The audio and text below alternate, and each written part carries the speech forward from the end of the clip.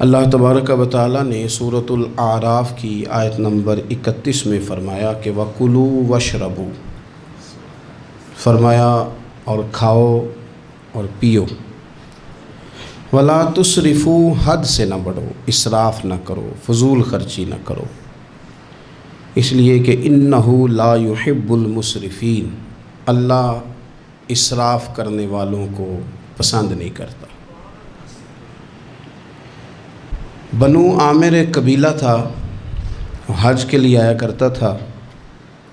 دور جاہلیت میں بھی لوگ حج کرتے تھے، اگرچہ اپنی طریقوں پر کرتے تھے۔ تو قبیلے کے لوگ حج کے لیے آتے تو وہ بہت کم کھانا کھاتے، جب حج پہ آتے بہت تھوڑا، گوشت اور چکنائی تو بالکل استعمال ہی نہیں کرتے تھے۔ نبی پاک صلی اللہ تعالیٰ علیہ وسلم کے بعد صحابہ نے عرض کی، یا رسول اللہ صلی اللہ تعالیٰ علیہ وسلم، حضور ہمارا زیادہ حق نہیں بنتا کہ ہم بھی کچھ چیزوں سے پرہیز کریں؟ اب آپ اندازہ فرمائیں کہ کچھ لوگ ایسے ہیں کہ جو روز شام کو گوشت کے ساتھ کچھ کھاتے ہیں، گوشت کھائیں گے یا گوشت ملا کچھ کھائیں گے تو ان کو پورے حج کے سارے دن ہی منع کر دیا جائے، اور چکنائی اور گھی استعمال نہیں کرنا، تو کون شخص ہے جو اس کے بغیر رہ پائے گا؟ تو صحابہ نے عرض کیا کہ یا رسول اللہ صلی اللہ تعالی علیہ وسلم، ہم بھی یہ کام نہ کریں، ہمارا زیادہ حق نہیں؟ تو اللہ تعالیٰ نے آیت نازل کر دی، فرمایا نہیں، کلوا واشربوا، کھاؤ بھی اور پیو بھی، بس ولا تسرفوا، حد سے نہ بڑھنا، اسراف نہ کرنا، فضول خرچی نہ کرنا، جو بھی کھاؤ پیو حد میں رہ کے۔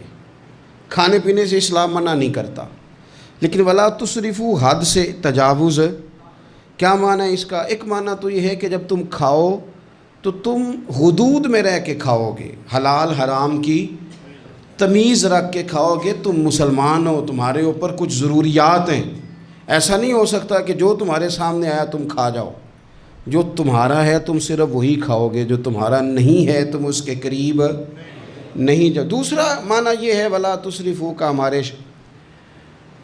مفسرین نے بیان فرمایا کہ کھانے کے بعد نہیں کھانا، بغیر بھوک کے نہیں کھانا، کثرت سے نہیں کھانا، ہر وقت کھاتے رہنا، ہر وقت کھاتے رہنا، کھانے کو اپنے ذہن پہ سوار کر لینا، رات کو فیصلہ کرنا کہ ناشتے میں یہ کھاؤں گا، اور ناشتہ کرتے ہی دوپہر کے لیے کھانا منگا لینا، پلان کر لینا کہ یہ سبزی منگا لو، اور دوپہر کی ابھی ٹیبل پوری سجی ہوئی ہے اور دانتوں کے اندر وہ شخص صفائی کر رہا ہے اور ساتھ آرڈر دے رہا ہے کہ شام کو میرے لیے فلاں چیز، تو کوئی کھانے پینے تو نہیں نہ آیا مسلمان دنیا میں، کھانے پینے تو نہیں آیا، اور اتنا کھانا کہ اس کو سوار کر لینا۔ امام غزالی رحمۃ اللہ علیہ نے احیاء علوم کے اندر لکھا ہے کہ زیادہ کھانے سے مسائل پیدا ہوتے ہیں،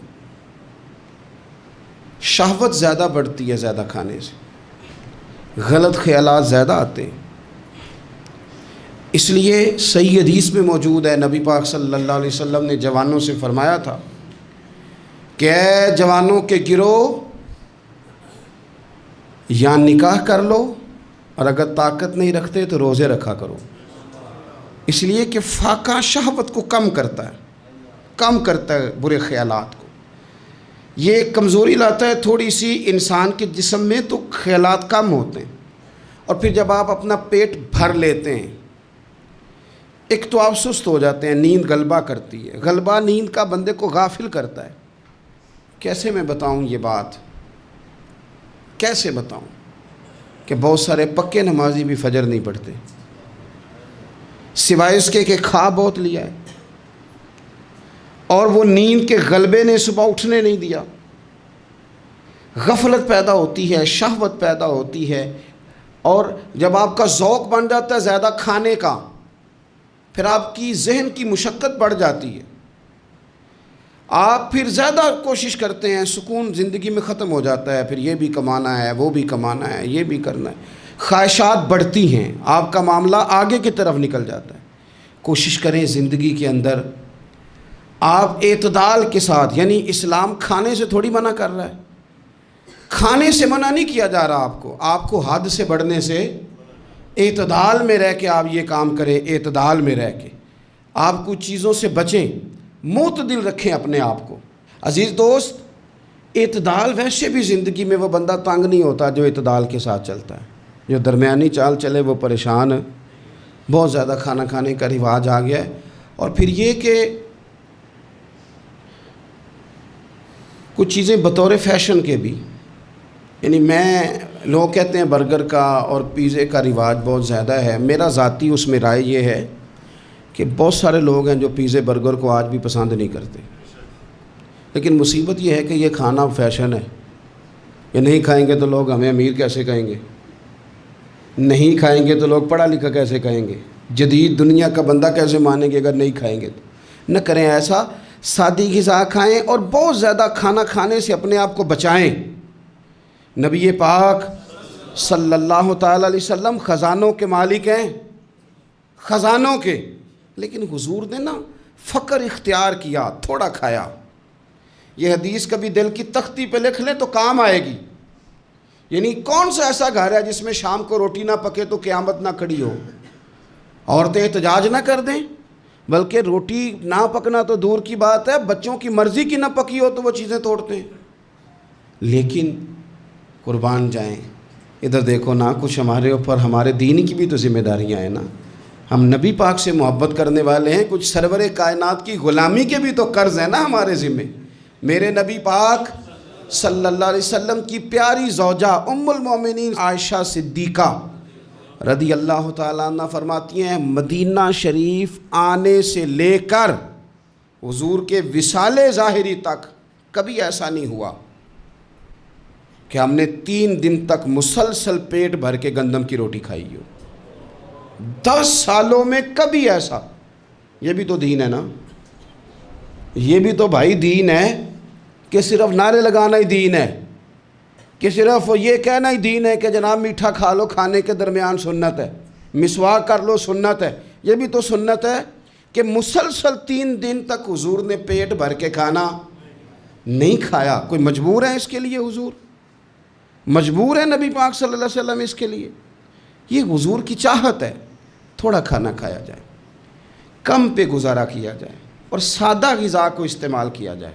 کوئی کام نہیں کر پاتے ہمارے بچے، روٹی کھاتے ہیں مرضی کی، ثقیل غذا کھاتے ہیں جو ہضم مشکل سے ہوتے، اور پھر کھاتے ہی فوراً موبائل لے کے وہ لیٹ جاتے ہیں.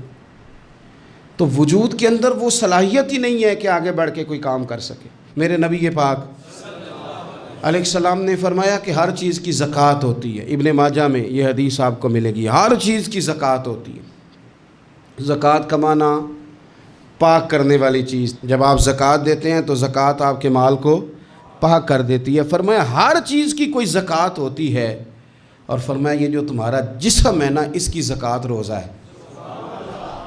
روزہ اس کی زکوٰۃ ہے. گویا جب تم روزہ رکھتے ہو تو حدیث ہمیں بتاتی ہے کہ پھر ہم اپنے آپ کو پاک کر لیتے ہیں. یہ بھوک وجود کو پاک کرتی ہے. آپ کے ذہن کو، یہ جس بندے میں بڑی صلاحیت ہے نا کام کرنے کی، وہ روٹی بہت زیادہ کھاتا ہے تو پردہ پڑ جاتا ہے، کر ہی نہیں پاتے کچھ. اور کھانے کے معاملے میں میں دیکھتا ہوں کہ شدت. میرا خیال ہے کہ شادی کے ولیمے میں جو گوشت پکتا ہے اس کے علاوہ بھی تو گوشت ہمیں ملتا ہی ہے نا. لیکن بعض لوگوں کو دیکھا جاتا ہے کہ وہ اتنا سالن ڈال لیتے ہیں کہ شاید ان کا خیال ہوتا ہے کہ آخری روٹی ہے، راج کے کھا لیں، اس کے بعد شاید چھٹی ہے تیری. بھئی آپ کیا کر رہے ہیں؟ اتنا کھا سکتے ہیں آپ جتنا آپ نے ڈال لیا ہے؟ اور پھر سنجیدہ قسم کے لوگ ہیں، سیانے لوگ، تو وہ کھانے پہ اس طرح مطلب اٹھ کے بھاگنا. بھئی جو چیز نصیب میں ہوتی ہے وہ تو چل کے بھی آ جاتی ہے، وہ تو اسباب اللہ بنا دیتا ہے. لیکن اپنی طبیعت کا ماحول یہ بنا لینا کہ کھانا ہی کھانا ہے، اور کھانے کے معاملے میں شکایتیں کرنا کہ مجھے جناب دیکھو فلاں آدمی کے میں گھر گیا تھا تو بوٹیاں کس طرح کی دے گیا ہے. کئی دفعہ تھوڑی سی نا بات سن کے تو بندے کا قد دیکھ کے شرم آتی ہے کہ کتنا تو بڑا آدمی ہے اور تو نے کتنی چھوٹی بات کر دی ہے، تو کیا عجیب بات کر رہا ہے. تو نبی پاک صلی اللہ تعالیٰ علیہ وسلم اعتدال کے ساتھ کھانا کھاتے، فقر کو پسند کرتے. میرے نبی کریم صلی اللہ تعالیٰ علیہ وسلم نے کم کھانا کھانا مومن کی علامت قرار دیا. حضور صلی اللہ تعالیٰ علیہ وسلم فرماتے ہیں مومن ایک آنت سے کھاتا ہے، ایک آنت سے مومن کھاتا ہے، اور کافر اور منافق 7 آنتوں سے کھاتا ہے. 6 گنا زیادہ روٹی کھاتا ہے کافر اور منافق مومن سے. 7 آنتوں کے ساتھ کھاتا ہے۔ ہمارے ہاں تو اللہ کے فضل سے نا اب کھانا کھانے کی اور کھانا کھلانے کی دوڑ لگی ہوئی ہے۔ یعنی عجیب فلسفہ ہے لوگوں کا کہ 4-5 نوجوان ہیں تو کہتے ہیں آج دعوت تیری طرف ہے اور کل دعوت میری طرف، اور پرسوں اس کی جانب ہے اور ترسوں اس کی جانب ہے۔ اور لوگ اس قدر زیادہ یہ دعوت کا شوق رکھتے ہیں، اتنا زیادہ، مثلا میرے ساتھ لوگ بڑا پیار کرتے ہیں لیکن صرف دعوت دیتے ہیں کھانے کی۔ تو میں کہتا ہوں آپ دعوت دینے کی بجائے ہماری دعوت قبول کیوں نہیں کرتے؟ ہم آپ کو دین کی دعوت دے رہے ہیں، وہ والی قبول کریں نا، روٹی کھا لیں جی، آ جائیں کھانا کھا لیں۔ تو میں کہتا ہوں اور بھی کم ہے زمانے میں لنگر کے سوا، روٹی کے علاوہ بھی بڑے کام ہیں جو کرنے والے ہیں۔ تو آپ اعتدال کے ساتھ کھانا کھائیں، ضرور کھائیں، جو نعمتیں آپ کے پاس ہیں ان سے آپ لطف ضرور حاصل کریں، لیکن اعتدال کے ساتھ۔ اور پھر آپ کو پتہ ہے جب آپ بے تحاشا کھانا کھاتے ہیں نا، اس کا نقصان یہ ہوتا ہے کہ پھر انسان، میں نے دیکھا ہے جب بندے مالدار ہو جاتے ہیں نا یا سہولیات ان کو مل جاتی ہیں تو انہیں غریبوں کا دکھ ختم ہو جاتا ہے۔ اکثر امیر آدمی کے دوست بھی امیر ہوتے ہیں، پھر وہ کہتے ہیں کہاں غربت ہے پیر صاحب، کس نے کہا آپ کو، کس نے کہا آپ کو کہ لوگوں کو کپڑا نہیں ملتا، سارے لوگ ٹھیک ہیں، کیوں بھلا؟ اس لیے کہ وہ امیر تھا تو اب دوستی بھی امیروں کے ساتھ ہو گئی۔ پھر نہ کچے مکان نظر آنے بند ہو جاتے ہیں، پھر چوک میں دیہڑی کے لیے کھڑے مزدور نظر آنے بند ہو جاتے ہیں، پھر ہسپتال میں کبھی جاؤ نا، میں نے یہ نظام دیکھا ہے کہ ایسے نوجوان بھی ہیں جو میڈیکل سٹور والے سے کہہ رہے ہوتے ہیں کہ شناختی کارڈ رکھ لے، اماں کے لیے مجھے گولیاں جلدی دے دے، میرا بھائی آتا ہے تو تجھے پیسے دیتا ہے۔ پھر یہ لوگ بھول جاتے ہیں نا، اس لیے کہ ہم تو اب چیزیں جو ہیں وہ ہوم ڈیلیوری پہ لے رہے ہیں، پیسہ ہی بڑا ہے۔ ہمیں کب یاد رہے گا کہ کوئی بھوکا ہے، ہمیں کب یاد رہے گا؟ لیکن یہ تب ہے جب آپ کبھی بھوکا رہنا سیکھیں، آپ کی طبیعت میں ہو۔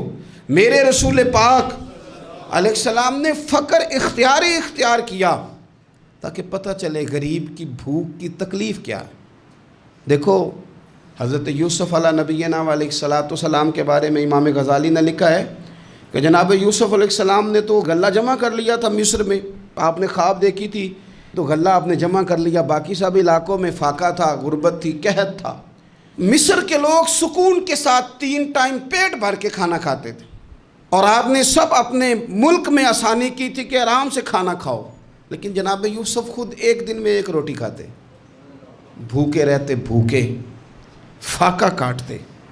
لوگوں نے کہا حضور آپ خزانوں کے مالک ہیں اور آپ جو ہیں وہ کھانا نہیں کھاتے، کیا مقصد ہے؟ تو آپ فرمانے لگے اس لیے نہیں کھاتا، اگر میں نے بھی پیٹ بھر کے کھانا شروع کر دیا تو پھر بھوکے لوگوں کا درد میرے سینے سے نکل جائے، پھر اس بھوک کی، او میرے بھائی اب تو گاؤں سے آ کر پڑھنے والے بھول ہی گئے ہیں کہ کس کی ماں نے کتنا زیور بیچا تھا۔ لوگوں کو بھول جاتا ہے جب کسی مقام پہ پہنچ جاتے ہیں، پیسہ آ جاتا ہے، عہدہ مل، بھول جاتے ہیں لوگ۔ فرمانے لگے اس لیے بھوکا رہتا ہوں تاکہ بھوکوں کی تکلیف کا مجھے احساس ہو، اس لیے بھوکا رہتا ہوں۔ اگر آپ کی طبیعت احساس والی ہے نا، احساس والی، میں کیا کروں؟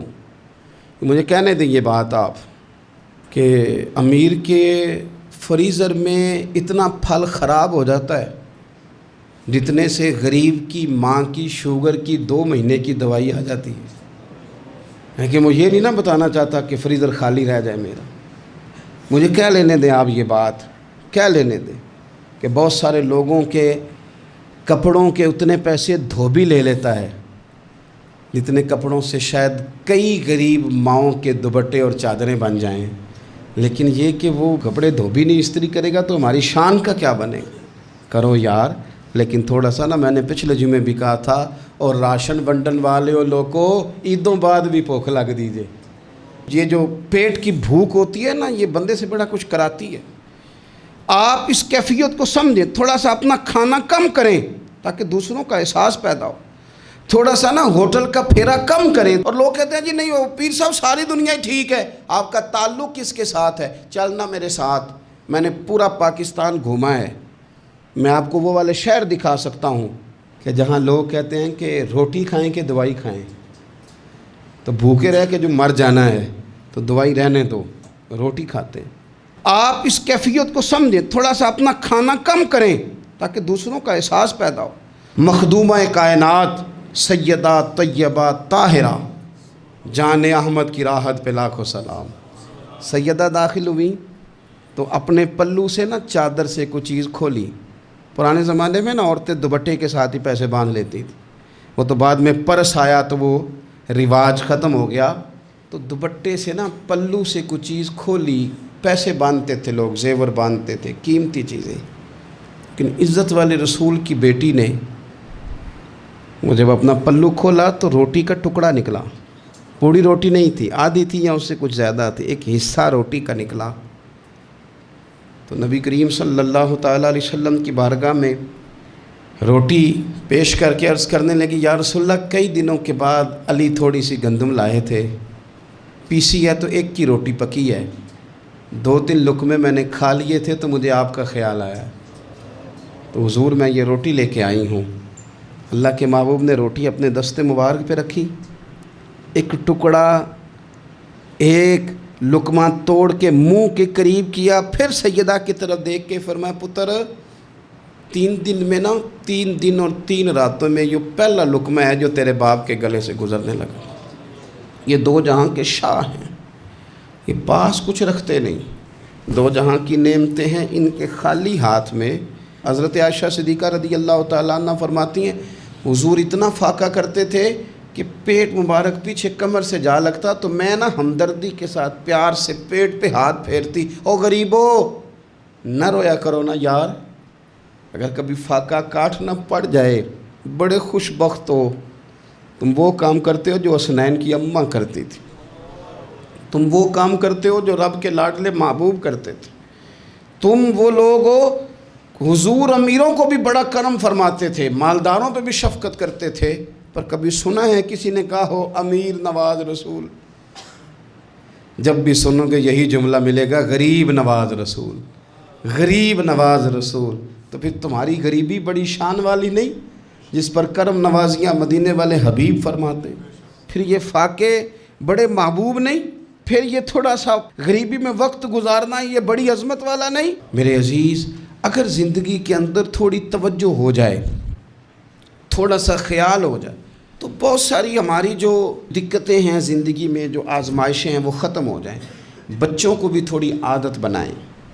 میں آپ کو بتاؤں، خواہشات اگر بچوں کی محدود ہو جائے نا تو باپ کی محنت بھی تھوڑی کم ہو جائے۔